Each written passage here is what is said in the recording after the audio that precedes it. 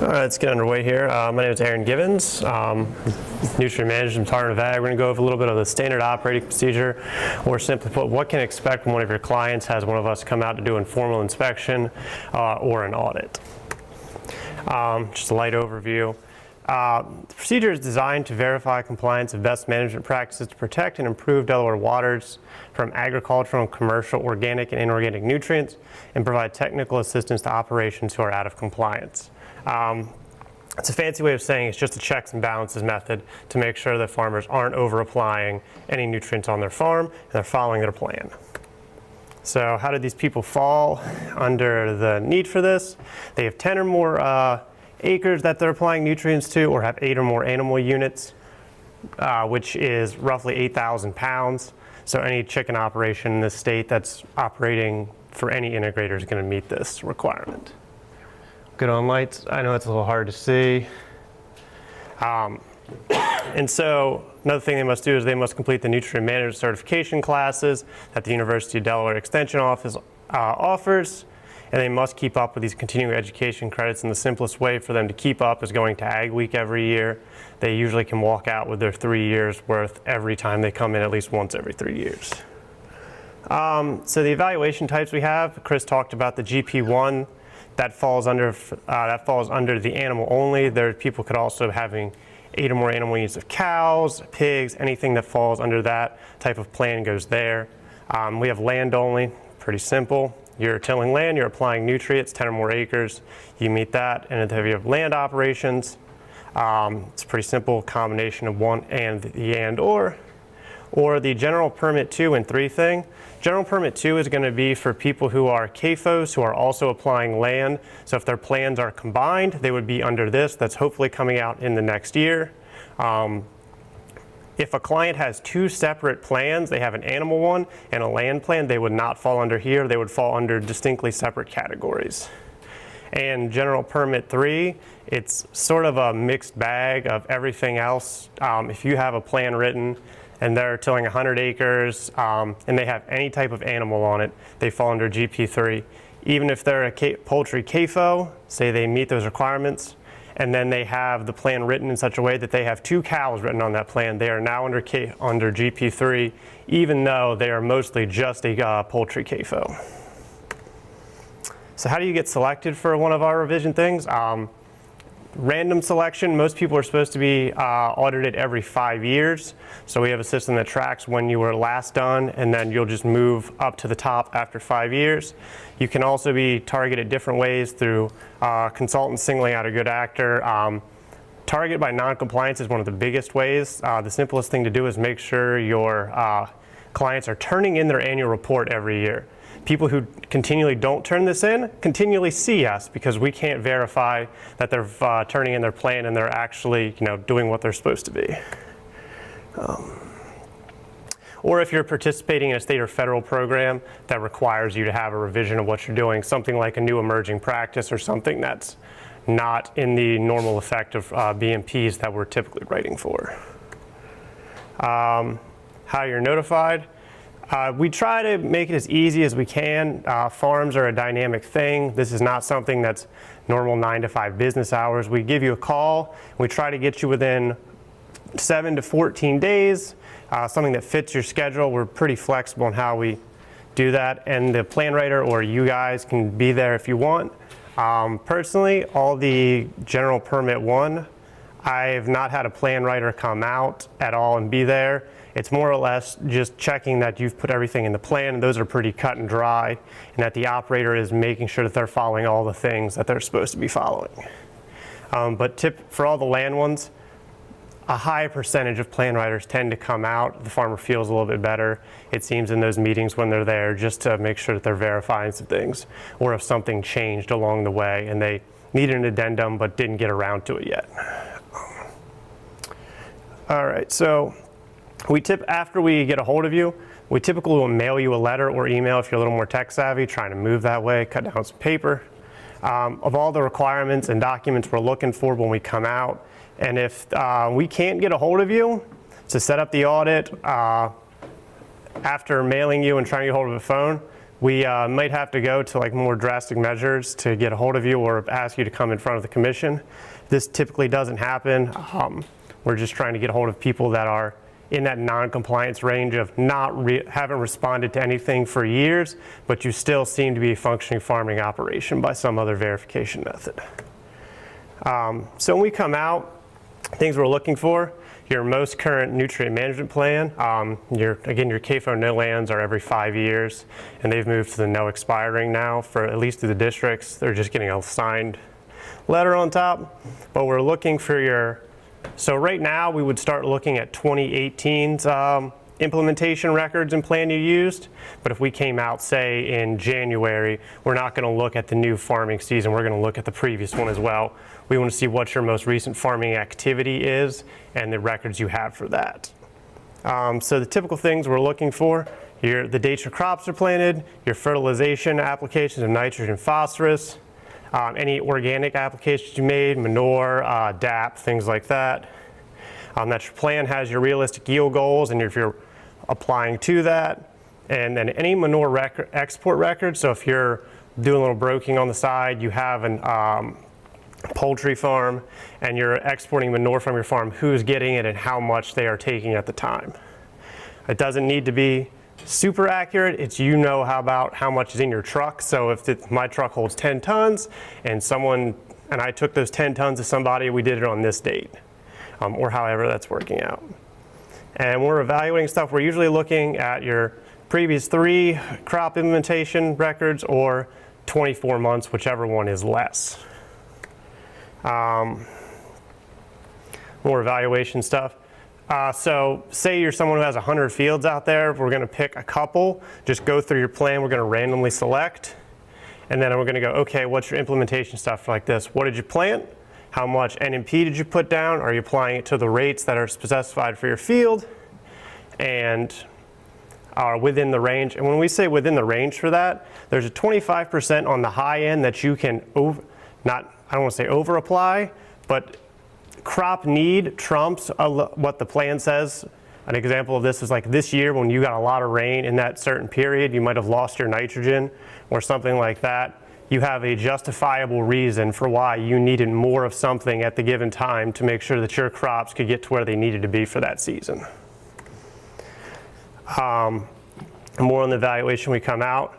It's just 2 people that are going to be there. You need your certified operator, somebody obviously on the farm, has to be through those classes, up on their credits, and obviously present for your evaluations. Pretty simple.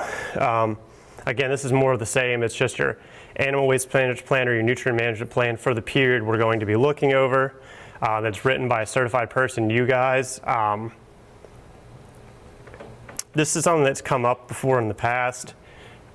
Somebody who is under the CAFO threshold, but how do I want to say this? Somebody who is under the CAFO threshold, but has animals and is only doing animals, technically can have a farmer written plan. There's a template they're working on. But if anybody who is going to be getting a CAFO permit at all, has to have a plan written by a certified consultant who has passed the test in Delaware and has paid the $150. Minimum requirement for that. And then when we come out, we're going over your plan and we're looking at it for completeness, essentially. That's going to be impossible to read on this screen. I'm just going to talk through it for you.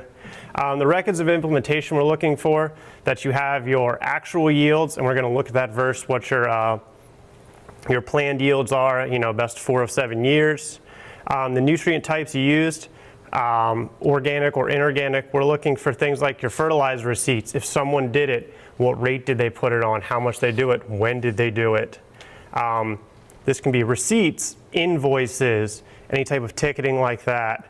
It needs to have the NP and K content that can come from the label, the printout of what they have that they're actually giving you, some way of knowing that what the content you were putting out, so we can match it versus what you said you were going to need to apply. And then we're looking at the rates, pounds, gallons, tons applied per acre, and then total amount applied per crop cycle. Farming is again a dynamic business. Sometimes you're not always keeping things together in the most neat way. It can be at different rates. We'll take some time and we'll go through the math with you to make sure that everything meets the spec, even though it doesn't all have to be Excel spreadsheet perfect where everything comes up and we're doing it all in one unit all the way across the board. I would like it that way, but you know, we've got to be realistic on some of this stuff. Just more on the evaluation things we're looking for. Dates applied and method of application. Did we broadcast the manure? Did we inject? Things like that. Are we calibrating our equipment?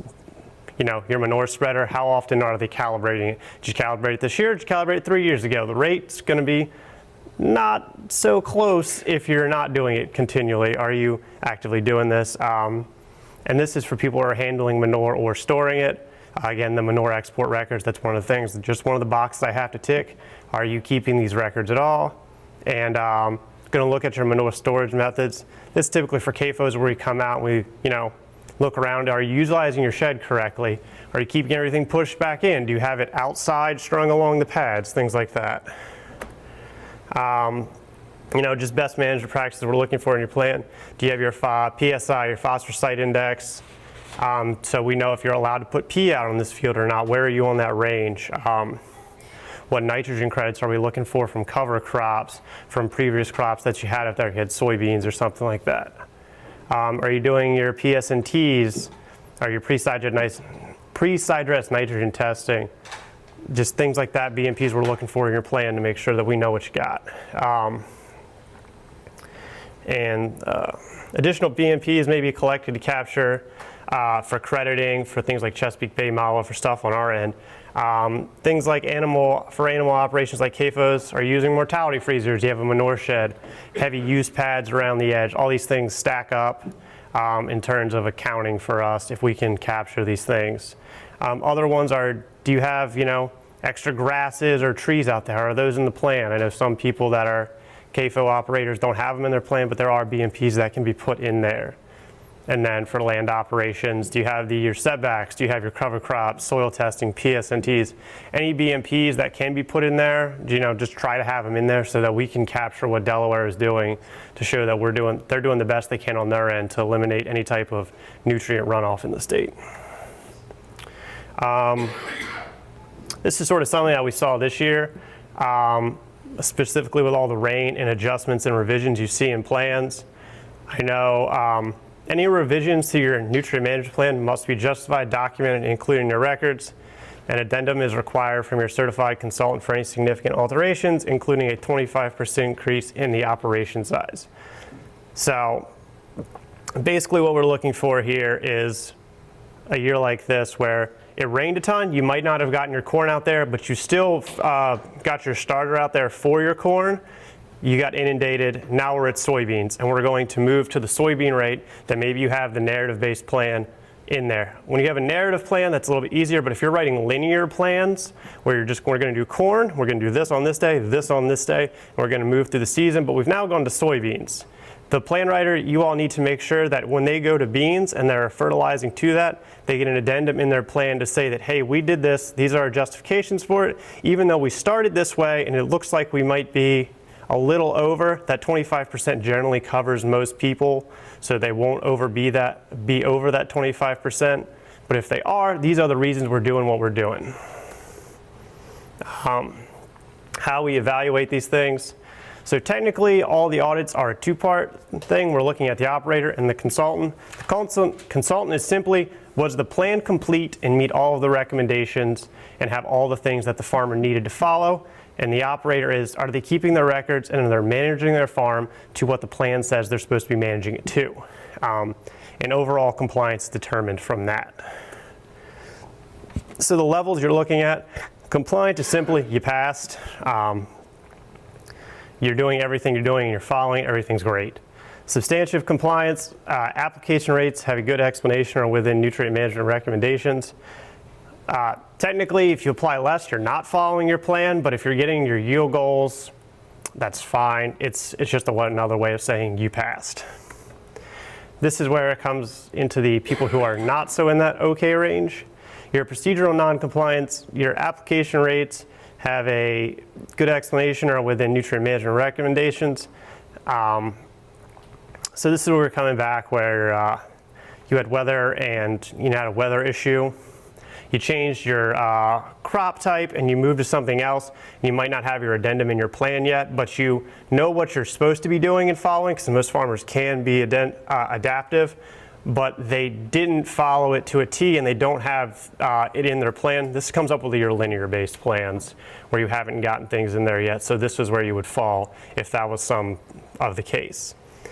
And then you have your non-compliance people. Environmental issues need to be addressed on the farm.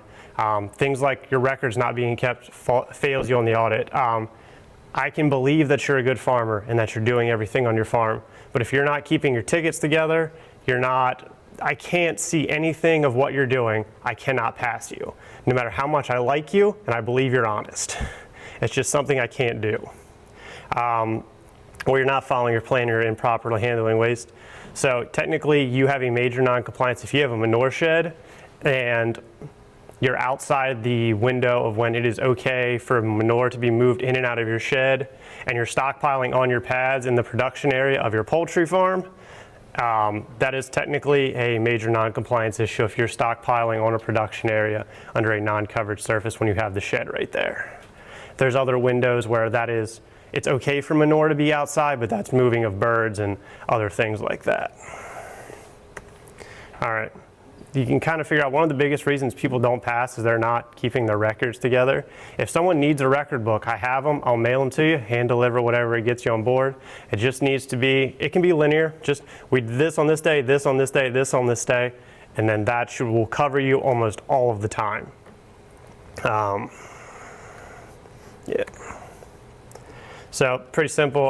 Upon completion of the audit, we're going to get back to you. We're going to review it. Sometimes it'll be instantaneous. If everything's perfect, we're going to tell you everything's okay. But if some things are off, we're probably going to go back to the office. I'm going to talk with Chris about some things, what the actions we're going to take. And sometimes it's as soon as 2 weeks that we're going to come back out and look at what you're doing.